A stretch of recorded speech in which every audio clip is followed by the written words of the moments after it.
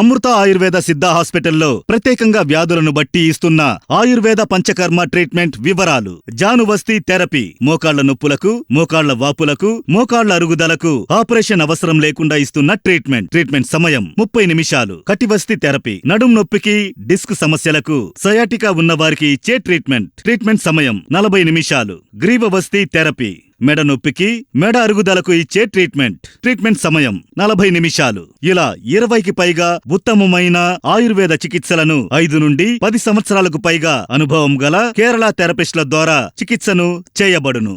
అమృత ఆయుర్వేద సిద్ధ హాస్పిటల్ అనుభవజ్ఞులైన వైద్యులతో ఎన్నో దీర్ఘకాలిక వ్యాధులను పరిష్కరిస్తూ, ముఖ్యంగా ఆర్థరైటిస్, సోరియాసిస్, నరాలకు సంబంధించిన వ్యాధులు, పక్షవాతం, పార్కిన్సన్స్ వంటి రోగాలకు మంచి ఫలితాలను అందిస్తూ ముందుకు కొనసాగుతోంది మీ అమృత ఆయుర్వేద సిద్ధ హాస్పిటల్. మా హాస్పిటల్స్ బ్రాంచులు హైదరాబాద్, విశాఖపట్నం, నెల్లూరు. అమ్మోరు సినిమా సౌందర్య గారి తలరాతను మార్చేసిన సినిమా.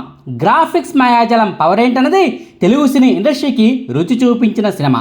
స్టార్ హీరోలు ఎవరు లేకపోయినా సరే కంటెంట్కు టెక్నాలజీ కూడా తోడైతే బ్లాక్ బస్టర్ విజయాన్ని సాధించొచ్చని నిరూపించిన సినిమా. 1995 సంవత్సరం నవంబర్ 23వ తారీఖున, అంటే సరిగ్గా 31 ఏళ్ల క్రితం రిలీజ్ అయిన ఈ సినిమా అప్పట్లో ఎన్నో రికార్డులను క్రియేట్ చేసింది. స్టార్ హీరోల రికార్డులను సైతం బ్రేక్ చేసి పారేసింది. ఆనాడు ఈ సినిమాను చూసిన తర్వాత ప్రేక్షకులందరికీ కళ్ళు చెదిరిపోయాయి, చెవులు అదిరిపోయాయి, నోట మాట రాలేదు, ముక్కు మీదకు వేలు చేరింది. మనసంతా ఓ సంభ్రమం, ఆశ్చర్యం. తెలుగు ప్రేక్షకులకు అమ్మోరు చేసిన స్పెషల్ ఎఫెక్ట్ అది.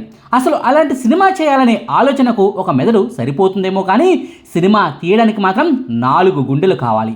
ఆ ధైర్య సాహసాలతోనే ఎం శ్యామ్ ప్రసాద్ రెడ్డి గారు అమ్మోరు చిత్రాన్ని ఓ మాయాజాలంలా మెరిపించారు. వాస్తవానికి అమ్మోరు సినిమాను కావాలని నిర్మాత శ్యామ్ ప్రసాద్ రెడ్డి గారు తీయలేదు. అనుకోకుండా జరిగిన పరిణామాలే అమ్మోరు సినిమా వైపునకు ఆయన్ను మళ్లించాయి. వరుసగా హిట్లు కొట్టిన నిర్మాత శ్యామ్ ప్రసాద్ రెడ్డికి ఒకే ఒక ఫ్లాప్ రావడంతో కుంగిపోయారు. ఆ ఫ్లాప్ భారం నుంచి కాస్త ఊరట కోసం అమెరికాకు వెళ్ళిపోయారు. అమెరికాలో దిగాక కూడా శ్యామ్ ప్రసాద్ రెడ్డి మనసులో గందరగోళం తగలేదు. ఎక్కడ తప్పు జరిగింది అని పదే పదే ఆలోచిస్తున్నారు ఆయన. తలంబరాలు, ఆహుతి, అంకుశం వరుస 3 హిట్లు తీసిన తనకు ఆగ్రహం సినిమా విషయంలో ఎదురు దెబ్బ తగలడాన్ని ఆయన తట్టుకోలేకపోయారు. 1993 సంవత్సరంలో రాజశేఖర్ హీరోగా తెరకెక్కిన ఈ సినిమా దారుణంగా ఫ్లాప్ అయింది. ఆ బాధ నుంచి విముక్తి కోసమే అమెరికా వచ్చినా కూడా ఆ ఆలోచనలు మాత్రం వదలడం లేదు. అత్యాధునిక సినిమా పరిజ్ఞానానికి సంబంధించి ఓ సమావేశం జరుగుతోందని తెలిసి అక్కడకు వెళ్ళిపోయారు. అక్కడ ఓ కొత్త వ్యక్తి పరిచయం అయ్యారు. ఆయన పేరు doctor Linwood Dunn. Hollywood సినిమాల్లో స్పెషల్ ఎఫెక్ట్స్కు ఆద్యుడైన ఆయన ఆ ఏడాది ఆస్కార్ అవార్డుల ఎంపిక సంఘం సభ్యుడు కూడా. ఆయనతో కలిసి టెర్మినేటర్ 2 సినిమా స్క్రీనింగ్కు వెళ్ళారు శ్యామ్. అది చూసి బయటకు వచ్చాక ఏదో వింత లోకంలో ఉన్న అనుభూతి. ఆ గ్రాఫిక్స్ ఏంటి, ఆ సినిమా ఏంటి, తెలుగులో కూడా ఇలాంటి స్పెషల్ ఎఫెక్ట్స్ సినిమా చేస్తే ఎలా ఉంటుంది అని శ్యామ్ గారిలో ఒకటే ఆలోచనలు. దీంతో స్పెషల్ ఎఫెక్ట్స్ గురించి మరింతగా తెలుసుకోవాలనే ఆసక్తి ఆయనలో మొదలైంది. అమెరికాలో విమానం ఎక్కి హాంకాంగ్లో దిగారు. అక్కడి నుంచి సింగపూర్, కొలంబో వెళ్ళి చివరకు లండన్లో తేలారు. అక్కడే Christopher Stanley homes alias Chris పరిచయం అయ్యారు. ఈ స్పెషల్ ఎఫెక్ట్స్ ఉపయోగించి పూర్తిగా గ్రామీణ నేపథ్యంలో క్షుద్ర శక్తులు, దేవతా మహిమలతో ఓ సినిమాను చేయొచ్చా అని అడిగారు ఆయన్ని. బ్రహ్మాండంగా చేయొచ్చు అని అభయం ఇచ్చారు క్రిస్. అంతే, నెల రోజులు విశ్రాంతి కోసమని వెళ్ళిన శ్యామ్ ఓ కొత్త ప్రాజెక్ట్తో హైదరాబాద్లో దిగారు. తమ సంస్థ ఎంఎస్ ఆర్ట్స్ మూవీస్ యూనిట్తో కలిసి ఓ కథను తయారు చేయించారు. కోడి రామకృష్ణ గారిని దర్శకుడిగా పెట్టుకున్నారు. సంగీత దర్శకుడిగా చక్రవర్తి, ఛాయాగ్రాహకుడిగా విజయ్ సి కుమార్ను తీసుకున్నారు. ఆ రోజు నటుడు బాబు మోహన్ శ్యామ్ ప్రసాద్ రెడ్డి గారిని కలవడానికి వచ్చారు. మాటల్లో కథానాయకు గురించి ప్రస్తావన వచ్చింది. మనవరాలి పెళ్లి సినిమాలో నా మరదలుగా ఓ కొత్త అమ్మాయి చేస్తుంది, మీ సినిమాకు బాగుంటుందేమో అని అన్నారు బాబు మోహన్. ఆ అమ్మాయే సౌందర్య. ఆమెనే నాయికగా ఎంపిక చేశారు. హీరోగా సురేష్, విలన్గా చిన్న, ఇతర పాత్రలకు బాబు మోహన్, వడి కరుసు, కళ్ళ చిదంబరం, బేబీ సునాయన తదితరులను తీసుకున్నారు. కీలకమైన అమ్మవారి పాత్రకు రమ్యకృష్ణ గారిని తీసుకున్నారు. గ్లామర్ వేషాలేసే అమ్మాయిని దేవతగా తీసుకోవడమేంటని కామెంట్లు వచ్చినా శ్యామ్ పట్టించుకోలేదు. 1992 సంవత్సరం జూలై 2వ వారంలో తూర్పుగోదావరి జిల్లా అయినవెల్లి లంక గ్రామంలో చిత్రీకరణ మొదలుపెట్టారు. తర్వాత హైదరాబాద్లో చిత్రీకరణ జరిపారు. మొత్తం 30 రోజుల్లో ఒక్క జాతర పాట మినహా సినిమా అంతా పూర్తయింది. ఈ సినిమా కథ కూడా మరి షాకింగ్ ట్విస్టులు ఉండే కథేమీ కాదు. ఎన్నో వందలాది సినిమాల్లో ఉన్నట్టుగానే ఈ సినిమాలోనూ కథాకథనాలు ఉంటాయి.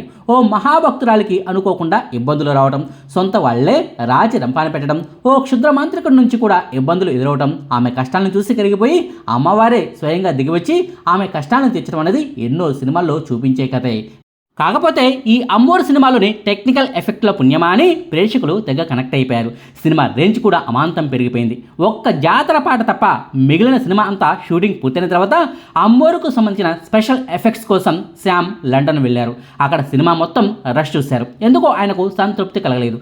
తాను అనుకున్న ఎఫెక్టు రాలేదనిపించింది. మొదట్లో ఈ సినిమాలో సూర్యం అక్క లీలమ్మగా, సీనియర్ నటి నాగమణి, క్షుద్ర మాంత్రికుడిగా నటుడు చిన్నా నటించారు. కానీ వీరి పాత్రల విషయంలో నిర్మాతకు సంతృప్తి కలగలేదు. క్షుద్ర మాంత్రికుడి పాత్రలో రామిరెడ్డిని, లీలమ్మ పాత్రలో వడి వక్రసిని పెట్టి రీషూట్ చేశారు. మిగిలిన వాళ్ళు మామూలే. సినిమా మొత్తాన్ని మళ్ళీ తీసేశారు. గ్రాఫిక్స్ పరంగా ఒక్కో షాట్ తీయడానికి చాలా సమయం పట్టేది. నీళ్లలో నుంచి చెయ్యి పైకి లేచే షాట్ సినిమాలో 10 సెకండ్లే కనిపిస్తుంది. దానికోసం 18 రోజులు అవుట్డోర్లో శ్రమించారు. ఈ సినిమా కోసం క్రిస్ లండన్ నుంచి వచ్చి ఏడాది పాటు శ్యామ్ ఇంట్లోనే ఉండి గ్రాఫిక్స్ డిజైన్ చేశారు. ఒక తెలుగు చిత్రానికి విదేశీ సాంకేతిక నిపుణుడు ఇలా పూర్తిగా ఏడాది పాటు పనిచేయడం అనేది అదే ప్రథమం. ఒక్కో షాట్ కనీసం 3 సార్లు ప్రయత్నిస్తే తప్ప సరిగా వచ్చేది కాదు. స్పెషల్ ఎఫెక్ట్స్తో పాటు స్పెషల్ సౌండ్ ఎఫెక్ట్స్ను కూడా లండన్ స్టూడియోలోనే రూపొందించారు. చక్రవర్తి అనారోగ్యం బారిన పడడంతో రీ రికార్డింగ్ బాధ్యతలను ఆయన కుమారుడు శ్రీ నిర్వహించారు. 4 ఏళ్ల పాటు నిర్మాణం జరుపుకున్న ఈ చిత్రానికి అప్పట్లోనే 1,80,00,000 రూపాయలు ఖర్చయింది. అందులో గ్రాఫిక్స్కే 1,20,00,000 రూపాయలను ఇవ్వాల్సి వచ్చింది. 1995 సంవత్సరం నవంబర్ 23వ తారీఖున విడుదలైన ఈ చిత్రం తొలి 2 వారాలు మోస్తరుగానే ఆడింది. ఆ తర్వాత థియేటర్లలో ప్రేక్షకులకే కాదు బాక్స్ ఆఫీస్ కూడా అమ్మోరు పూనకం తెప్పించింది. గ్రాఫిక్స్ను ఇంత భారీ స్థాయిలో వాడుకున్న తొలి తెలుగు చిత్రం ఇదే. ఆధునిక సాంకేతిక పరిజ్ఞానాన్ని చాలా తెలివిగా వాడుకున్నారు. అందుకే చాలా దృశ్యాలు ప్రేక్షకులకు కొత్తగా అనిపించి థ్రిల్కు గురి చేశాయి. ఇక పతాక సన్నివేశం అయితే పూనకం తెప్పించే స్థాయిలో రూపొందింది. మహిళలు వెర్రిగా ఈ సినిమాకు బ్రహ్మానందం పట్టారు. మూఢ నమ్మకాలను ఇష్టపడిన వారు సైతం ఈ సినిమాను మళ్ళీ మళ్ళీ వీక్షించారు. ఇందులో దేవత తన 5 చేతులు పైకెత్తే సన్నివేశం ఉంది. అది గ్రాఫిక్స్ కాదు, అదంతా ఎడిటర్ కృష్ణారెడ్డి ప్రతిభ. 5 ఫిల్మ్లను కలిపి దాన్ని సృష్టించారు. క్రిస్ కూడా ఈ సన్నివేశం చూసి ఆశ్చర్యపోయారు. అమ్మోరు సినిమా తర్వాత తెలుగులో గ్రాఫిక్స్ చిత్రాల నిర్మాణం అధికమైంది. అమ్మోరుగా రమ్యకృష్ణ నటన పలువురు ప్రశంసలను పొందింది. దేవత పాత్ర పోషణలో కేఆర్ విజయ్ తర్వాత అంతటి పేరును ఆమె సంపాదించుకున్నారు. రామిరెడ్డిని విలన్గా బిజీ చేసింది ఈ సినిమాయే. ఇక ఈ సినిమాకు వచ్చిన అవార్డులకు లెక్కే లేదు. సౌందర్యకు ఉత్తమ నటిగా నంది అవార్డు దక్కింది. అలాగే ఫిల్మ్ఫేర్ అవార్డు కూడా సౌందర్యకు దక్కింది. ఈ సినిమాలో బాలనటిగా చేసిన బేబీ సునయనకు ఉత్తమ బాలనటిగా నంది అవార్డు కూడా దక్కింది. హీరోయిన్గా సౌందర్యను మరింత బిజీ ఆర్టిస్ట్గా మార్చేసిన సినిమా ఇదే. అమ్మోరు సినిమా కోసం సౌందర్య 180 కాల్ షీట్లను ఇచ్చారు. అప్పుడు ఆమె తీసుకున్న పారితోషికం కేవలం 10,000 రూపాయలు మాత్రమే. విడుదలయ్యి సినిమా హిట్ అయిన తర్వాత ₹1,00,000 పారితోషికం ఇవ్వబోతే సౌందర్య తీసుకోలేదు. ఆమె తన 3వ సినిమాగా ఒప్పుకున్న అమ్మోరు సినిమా 27వ సినిమాగా విడుదల కావడం విశేషం. దర్శకుడిగా కోడి రామకృష్ణకు ఈ సినిమా సరికొత్త ఇమేజ్ను తీసుకొచ్చింది.